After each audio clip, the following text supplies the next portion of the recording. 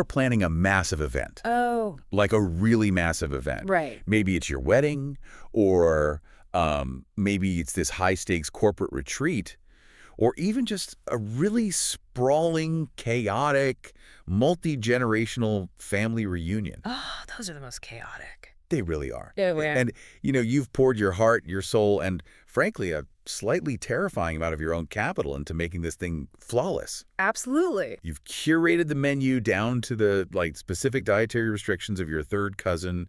You've secured a venue that looks like it was just ripped straight out of Architectural Digest. The aesthetics are locked in. Exactly. The itinerary is locked, the keynote speaker or the band is booked, the vibe is just perfect.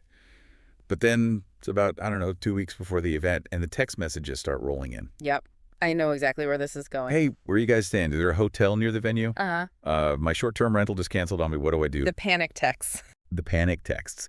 And suddenly you realize that while you meticulously architected the waking hours of this event, you have this massive, glaring, logistical blind spot. Right. Where is everyone actually sleeping?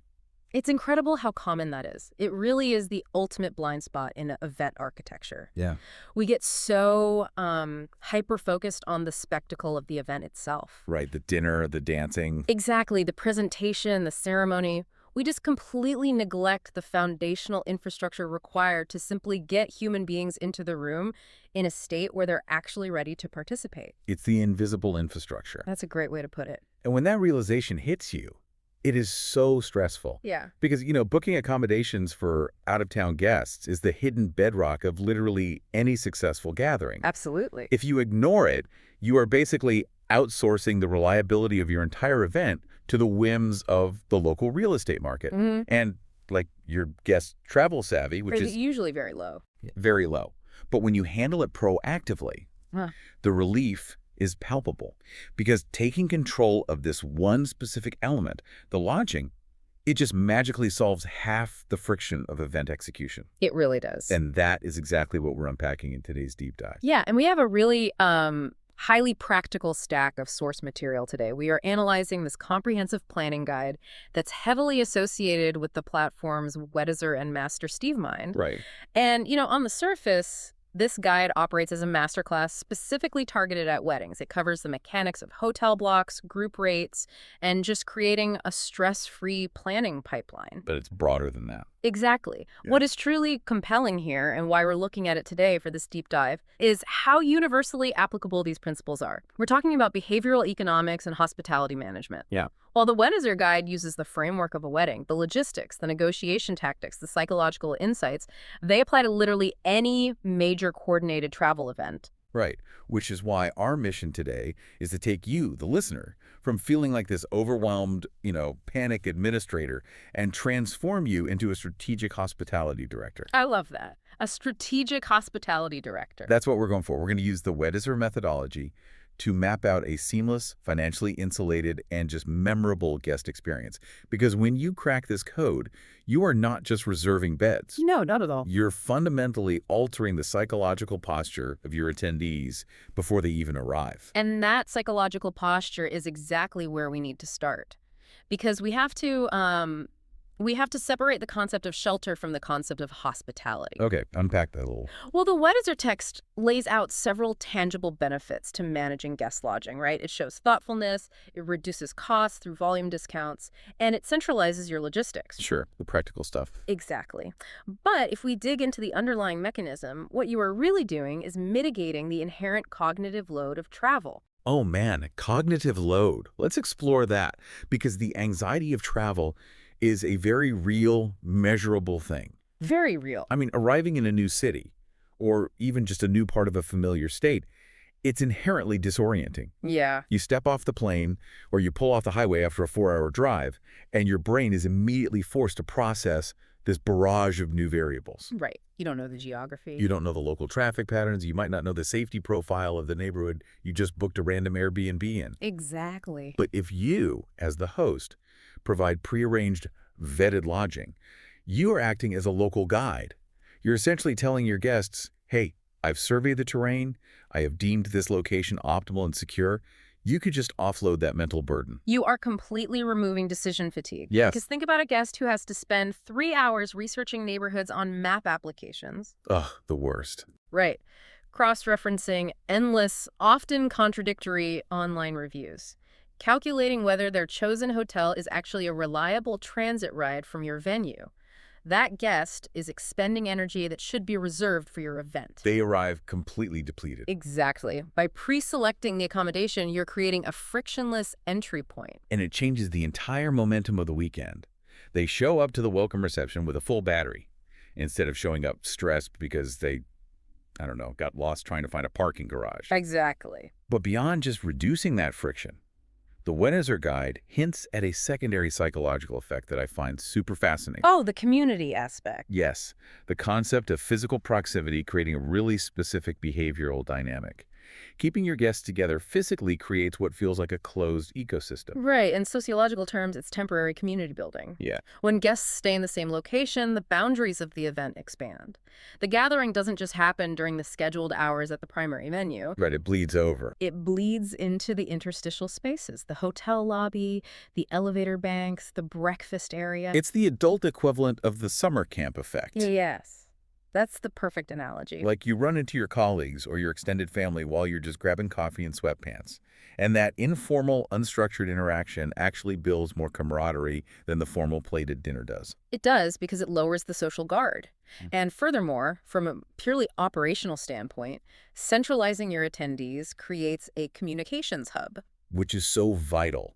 Because managing a large-scale event where everyone just booked their own random lodging. It's a nightmare. It's like trying to direct a complex film production where the crew is scattered across 10 different cities and literally no one knows where base camp is. Right. If you don't consolidate your people, your role shifts from host to logistics dispatcher. Oh, absolutely. You spend the entire morning of your event fielding individual text messages about parking codes and detour routes and rideshare delays.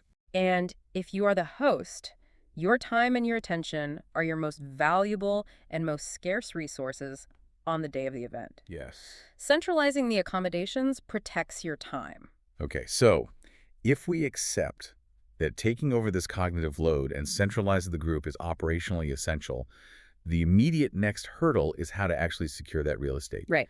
Because I want to do this, but without taking on massive, terrifying personal liability. Naturally. Like, I want my guests to have a frictionless experience, but I am not looking to personally underwrite a Marriott. I wouldn't recommend it. Right. So this brings us to the core technical mechanism of the Weddizer guide, which is decoding the hotel block matrix. We need to dissect courtesy blocks versus contracted blocks. Okay, yeah. This is where understanding basic hospitality economics becomes critical. Let's establish the baseline here. Okay. A hotel block is simply a mechanism to reserve a specific number of room units at a specific property for a defined group, usually at a preferential rate. Right, discount. Yes. However, the exact legal structure of that block determines your financial exposure. The Weddizer guide divides these into two primary vehicles. The first is the courtesy block. Okay, walk me through the mechanics of the courtesy block. So mechanically, a courtesy block functions almost exactly as it sounds.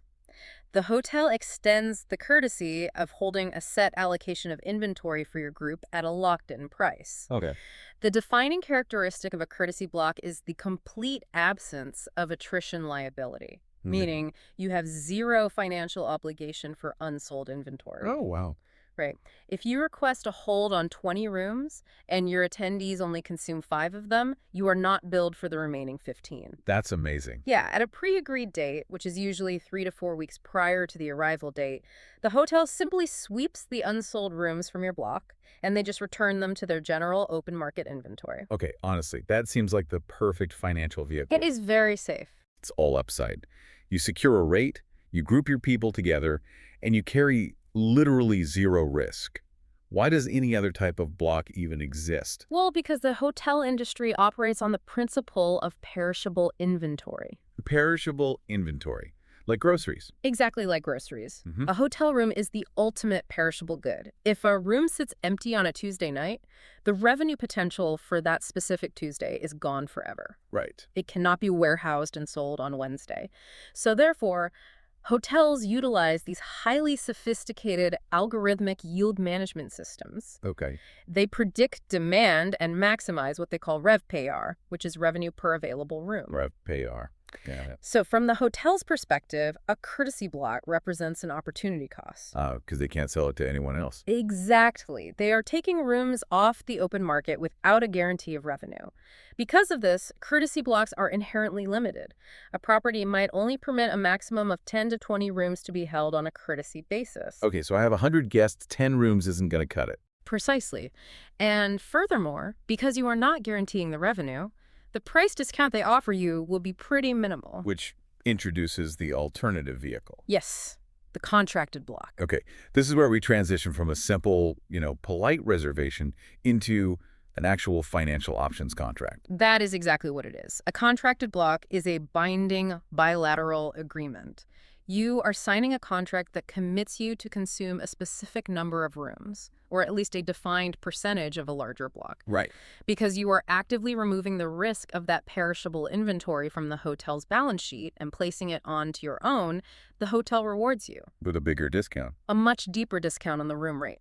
Yeah. And they are far more likely to offer concessions like suite upgrades or waived resort fees. But the trade-off is the attrition clause. There it is. Yes. Right. If your group fails to meet the agreed-upon quota, say you contracted for 50 room nights but you only hit 30, you, the host, are legally obligated to pay the monetary difference for those 20 unused nights. All right, I have to push back here. Go ahead. Because looking at this from the perspective of an everyday event planner or a couple getting married, taking on that kind of corporate risk seems insane. It is significant risk. I mean, a contracted block could literally cost you thousands, even tens of thousands of dollars out of pocket. Yes, it could. What if your guests just decide they'd rather book their own Airbnbs? Or what if a weather event prevents travel?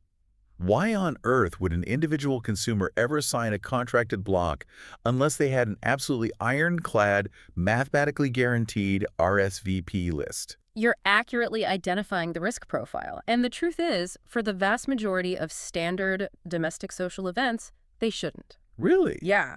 The Weddizer guide strongly implies that courtesy blocks are the optimal starting point for exactly this reason. But wait, you just said courtesy blocks cap out at like 10 or 20 rooms? They do, but you mitigate the size limitation of a courtesy block by simply opening 2 or 3 courtesy blocks at different properties. Yeah, you aggregate enough total rooms across multiple hotels without assuming any attrition risk. A diversified portfolio of courtesy blocks. I like that. Exactly. You spread the inventory.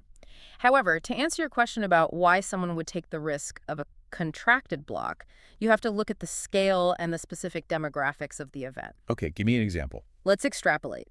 Suppose you are organizing a massive multi-day cultural event, or a large corporate summit in a Tier 1 city like Chicago or New York during a peak convention week. Right. A courtesy block of 15 rooms is mathematically useless if you have 300 out-of-town attendees. You absolutely require guaranteed inventory to ensure your event can even function. Because otherwise everything will sell out. Exactly. Furthermore, in certain contexts, you might have extreme confidence in consumer behavior. Like a mandatory corporate thing. Yes. If a corporation is mandating attendance, or if an event's entire multi-day itinerary is physically locked inside one specific resort, the host knows the guests have literally no alternative but to use the block. Right, they can't exactly commute from a Motel 6. Precisely. In those high-confidence, high-volume scenarios, the contracted block is the necessary tool. Okay, that makes sense. It really comes down to behavioral predictability. Yes. If your guest list consists of fiercely independent, frugal backpacker friends who are definitely going to scour the internet for the cheapest couch surfing option, or they're just going to split a short-term rental, regardless of what you suggest, signing a contracted block is just financial suicide. It is. But if you're hosting an event where attendance is mandatory, or the demographic demands high-touch convenience, it becomes a calculated necessary risk. Which logically leads us to the next critical variable. Right. Because contracted blocks carry that attrition risk, and because even courtesy blocks are utterly useless if your attendees refuse to actually book them, the actual selection of the property is paramount. You have to pick the right hotel. You're essentially acting as a real estate developer choosing a site. You cannot just select the first search result that fits your personal aesthetic. No, you have to ensure market fit. And this is where the Weddizer guide introduces what we should really think of as the guest persona methodology. I like that framing. Right. Selecting the right property requires stripping away your own preferences and evaluating the options strictly through the operational needs of your attendees. The text outlines 4 fundamental pillars of selection: Let's hear them. location and accessibility, budget flexibility, amenities, and reviews and ratings. Let's analyze the mechanics of each of those, starting with location and accessibility. Right. The guide advises choosing accommodations in close proximity to the venue or ensuring seamless transport options. On the surface, this is incredibly obvious. Right, no one wants a long commute. But the underlying mechanism is actually about controlling the temporal footprint of your event. Oh, I see what you mean. Proximity isn't just about, saving a $20 cab fare. It dictates the actual timeline of everyone's day. Exactly. If your chosen hotel is 45 minutes away from the main venue, you have forced a mandatory hour-and-a-half round trip onto your guests. Minimum, assuming good traffic. Right. That means hair, makeup, getting dressed, or even just preparing for a presentation has to begin an hour earlier. And the evening concludes an hour later.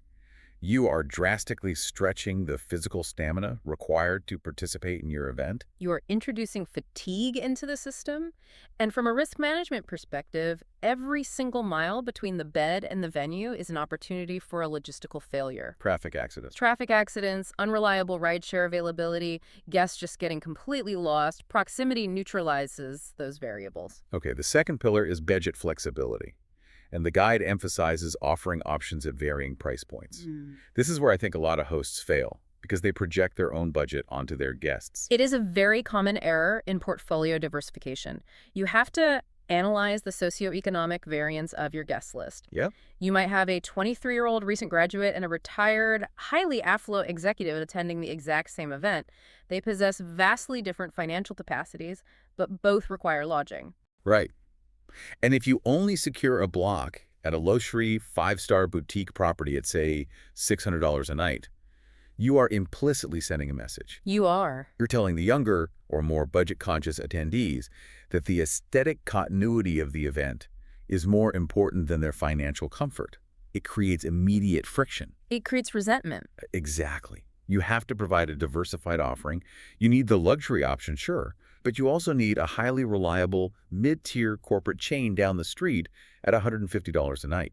It ensures everyone can participate without financial resentment. And that concept of removing friction bridges directly into the third pillar, which is amenities. Okay, amenities. The Weddizer text explicitly lists complimentary breakfast, shuttle services, Wi-Fi, and early check-in or late checkout as key amenities to seek out. I want to spend some time here, actually. Sure. Because people often view hotel amenities as just like nice little corporate perks, like a mint on a pillow. But in the context of coordinated group travel, amenities are hard operational requirements. Let's take early check-in. Oh, early check-in is perhaps the most undervalued operational asset in event planning. Exactly. Let's map out the reality of this. You have a guest flying in on a Friday for a welcome dinner that begins at 6:00 p.m. Okay. Standard hospitality operations dictate a check-in time of 3:00 p.m., often 4:00 p.m. Because the property needs that window between the 11:00 a.m. checkout and the 4:00 p.m. check-in to physically turn over the inventory, the housekeeping labor flow is very rigid. Right. But if your guest's flight lands at 11:30 a.m. and they arrive at the property at 1:00 p.m., they are stranded. They are structurally displaced. They cannot access their room to decompress, unpack, or prepare. And it is miserable. They're stuck guarding luggage in a crowded lobby, or they end up changing into a suit or a cocktail dress in a public restroom while balancing their laptop bag on a wet sink. It's the worst way to start a trip. I have been that guest, and it instantly puts you in a foul, frantic mood. But when you, as the host, negotiate a block, if you can force the property to guarantee early check-in for your specific block, essentially forcing them to prioritize cleaning your rooms first, you are a hero. Absolutely. You have bought your guests 3 hours of peace. And the same operational logic applies to complimentary breakfast. Oh, yeah. It is rarely about the objective culinary quality of the food. No one is expecting Michelin star powdered eggs. Right, or even the $15 saved. It is about eliminating the logistics of group dining. Yeah. If a property lacks on-site breakfast, a group of 40 people now has to coordinate an off-site excursion. Good luck with that. Exactly. They have to navigate a new town, find a restaurant capable of seating them, manage a complex split-check transaction, and then return to the hotel in time for the day's itinerary. It is a massive expenditure of time and executive function. It's exhausting just thinking about it. But a lobby breakfast buffet means attendees can filter down at their own pace, consume calories, engage in that low-stakes camp socialization we discussed earlier, and requires zero management from the host. It's an absolute lifesaver. Now, the fourth pillar the guide mentions is reviews and ratings. It says to thoroughly vet the property's online reputation, which, honestly, this feels like table stakes. I mean, who doesn't read reviews? Everyone reads them, but planners often misinterpret them when they are prioritizing budget. What do you mean? Well, when a host is desperately trying to secure a low rate for their attendees, they will often rationalize away glaring red flags. Oh, can't be that bad. Exactly. You must look past the star rating and analyze the specific qualitative complaints. A property offering a phenomenal rate is fundamentally useless if the reviews consistently mention thin walls, malfunctioning climate control, or aggressive street noise. Right. If your guests cannot achieve deep sleep the night before your summit or your wedding, the discounted rate was a false economy. That is such a good point. Mm-hmm. So, okay, we have built the profile. We know we want a diversified portfolio of courtesy blocks to mitigate attrition risk. Yep. We have selected properties close to the venue with varied price points, and we're prioritizing early check-in and on-site breakfast to reduce operational friction. The perfect setup. Right. But now we have to actually acquire the inventory. We have to execute. This leads us to the core methodology, the booking blueprint. Yes. The Weddizer